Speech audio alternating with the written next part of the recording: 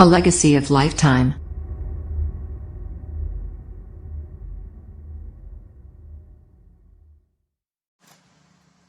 जय श्री राम दोस्तों, कैसे हैं आप सब। आशा करता हूं कि आप सब बहुत प्रसन्नचित्त होंगे, मजे में होंगे, स्वस्थ होंगे। सबसे पहले तो इस बार मैं काफी दिनों बाद आप सबके साथ मुखातिब हो पा रहा हूं।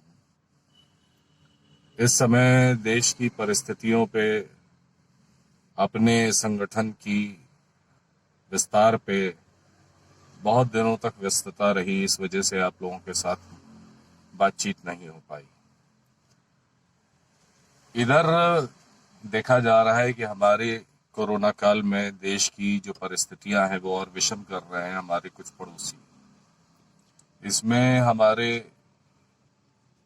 प्रिय पाकिस्तान और चीन जैसे पड़ोसी भी हैं, जिनका प्रेम दर्शाने का जो तरीका है वो कुछ ज्यादा ही उग्र है।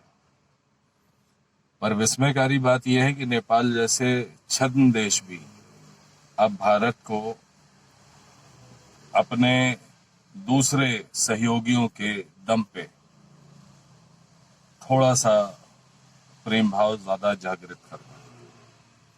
मेरी इन बातों को व्यंग्य के रूप में आप सब समझ ही रहे होंगे, पर देखते हैं कि इसके पीछे कारण क्या है। कहते हैं कि कोई भी बात जब हो रही होती है तो उसका इतिहास जरूर ध्यान करना चाहिए। तो आज हम बात करेंगे भारत की आजादी के बाद हमारे प्रथम प्रधानमंत्री जवाहरलाल नेहरू जी के प्रधानमंत्री बनने और उनके गलत निर्णयों के विषय पे, जिसको आज हम सबको थोड़ा सा ज्यादा उद्वेलित मन के साथ झेलना पड़ेगा। वैसे तो ये कोई बड़ी बात नहीं है, हम सब इंसान हैं, हम सबसे कभी ना कभी गलतियां हुई हैं, लेकिन कभी कभी कुछ गलतियां आने वाले समय में बहुत भारी पड़ जाती हैं। जवाहरलाल नेहरू जी किस प्रकार प्रधानमंत्री बने ये तो सभी जानते हैं कि जब कांग्रेस वर्किंग कमेटी का चुनाव प्रक्रिया हो रही थी कि अध्यक्ष जो बनेगा कांग्रेस का वही प्रधानमंत्री बनेगा, तो उसमें कितने वोट सरदार पटेल जी को मिले थे और कितने नेहरू जी को, ये तो दुनिया जानती है। इस पे मैं अधिक बात करना नहीं चाहूंगा, पर फिर भी उन्होंने महात्मा गांधी के ऊपर अपने प्रभाव पे जोर डालते हुए और उनको एक हिसाब से धमकाते हुए कि वो कांग्रेस को दो फाड़ कर देंगे, उन्होंने इस बात को मनवा लिया और सरदार पटेल जी की जगह जवाहरलाल नेहरू हमारे प्रथम प्रधानमंत्री बने। इसको नियति का खेल ही कहेंगे कि जिससे भविष्य में भारत को इतना नुकसान होना था, वो व्यक्ति भारत का प्रथम प्रधानमंत्री बना। पर खैर, अब आइए बात करते हैं उनके कुछ गलत निर्णयों की। आज जो नेपाल हमको आंखें दिखा रहा है, हमसे अपने हिस्सों की बात कर रहा है, नए नए नक्शे निकाल रहा है, तो आप लोग जान करके बहुत आश्चर्यचकित होंगे कि 1952 में 1952 भारत की आजादी के मात्र 5 साल बाद नेपाल के राजा त्रिभुवन विक्रम शाह जी ने भारत को यह प्रस्ताव दिया कि वो भारत में विलय होना चाहते हैं। अपने विलय के लिए उन्होंने सिर्फ एक शर्त रखी कि जो नेपाल का स्वरूप है एक हिंदू राष्ट्र का, तो भारत जम्मू कश्मीर को जिस तरह से एक विशेषाधिकार के तहत अपनी स्वायत्तता बनाए रखने की आजादी देता है, उसी प्रकार नेपाल को भी एक हिंदू राष्ट्र के रूप में ही जाना जाता रही। ये बात नेहरू जी को बिल्कुल पसंद नहीं थी, कबूल नहीं थी, मंजूर नहीं थी, तो उन्होंने इस प्रस्ताव को ठुकरा दिया। अन्यथा आज नेपाल अलग देश नहीं, भारत का ही एक हिस्सा होता। खैर, कोई बात नहीं। उन्होंने दलील इस बात को मना करने के लिए दी कि नेपाल का पर्यटन उद्योग छिन जाएगा। अपने मन की असली मंशा तो कहा नहीं जा सकता था, लेकिन खैर कोई बात नहीं। तो आज नेपाल एक अलग देश है, उनकी अपनी एक सरकार है, और राजशाही हटने के बाद जब अब ये डेमोक्रेसी नेपाल में आई, तो चूंकि नेपाल एक लैंडलॉक कंट्री है और उसके पास अपनी आय के साधन नगण्य हैं, तो चीन अपने पैसों के दम पे नेपाल को बरगला रहा। तो पहली गलती ये हुई। दूसरी गलती जो इन्होंने की वो कलकत्ता से 900 किलोमीटर साउथ में बंगाल की खाड़ी में कोको द्वीप है। कोको द्वीप जो है इतना सामरिक दृष्टि से महत्वपूर्ण है कि आज अगर नेवल एक्सरसाइजेस की बात की जाए तो यहां से साउथ ईस्ट नेशंस यानी कि दक्षिण पूर्वी देशों पे बहुत तगड़ी नजर रखी जा सकती थी, पर इसको अपने आधिपत्य में रखना नेहरू जी को मंजूर नहीं था और उन्होंने इसे बर्मा को सन 1950 में गिफ्ट कर दिया। जी हाँ, आपने ठीक सुना, सन 1950 में बर्मा को गिफ्ट कर दिया। देश की जमीन, देश की संपत्ति एक व्यक्ति, भले ही वो प्रधानमंत्री थे, उन्होंने गिफ्ट कर दिया, वो भी बिना किसी लाभ के। आप आज किसी के साथ कोई भी लेन देन करते हैं तो उसमें हर व्यक्ति अपना लाभ जरूर देखता है और देखना भी चाहिए, पर एक देश की जमीन जिस पे एक व्यक्ति का कोई अधिकार नहीं था, उन्होंने 1950 में गिफ्ट कर दी और बर्मा ने बाद में इसको चीन को सौंप दिया। आज ये कोको द्वीप चीन की कस्टडी में है।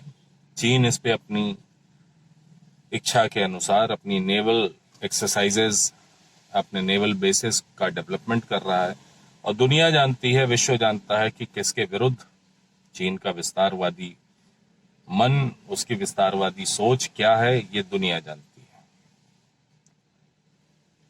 अब आते हैं तीसरे मुद्दे पे, वो है काबू वैली, मणिपुर की।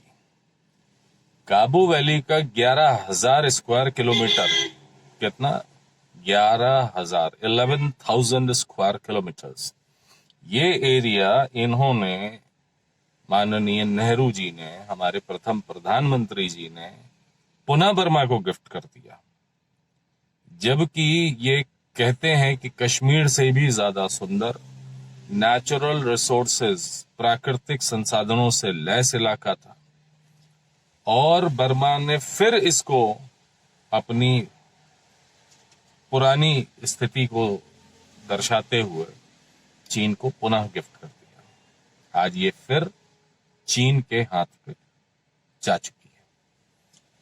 अब कोई आज जरा हमारे गांधी परिवार से जाके पूछे कि लेह लद्दाख में उनकी गतिविधियों को सवालिया निशानों पे लेने की जो प्रवृत्ति है, वो जरा इस पे भी रोशनी डालेंगे कि ये सब क्यों किया गया। और ये 3 गलतियां थी ही, लेकिन इससे भी शायद मन नहीं भरा या किसी और उद्देश्य की पूर्ति की उनको दरकार थी। तो सन 1953 में अमेरिका ने जब भारत को सिक्योरिटी काउंसिल, सुरक्षा परिषद की स्थायी सीट का प्रस्ताव सामने से दिया, तो सामने से आने वाले इस प्रस्ताव को हमारे प्रधानमंत्री जी ने सिरे से ठुकरा दिया। न सिर्फ ठुकराया बल्कि चीन की पैरवी करके उसको सिक्योरिटी काउंसिल का स्थायी सदस्य स्थापित करवाया। और वही चीन आज उसी सिक्योरिटी काउंसिल और वीटो पावर का इस्तेमाल करके भारत के विरुद्ध अनेकों मुद्दों को इस्तेमाल कर चुका है, जैसे कि पाकिस्तान के प्रिय आतंकवादियों को अंतर्राष्ट्रीय आतंकवादी घोषित कराना और उनके विरुद्ध कार्रवाई करना, पाकिस्तान को एक रोग नेशन या टेररिस्ट स्टेट घोषित कराना।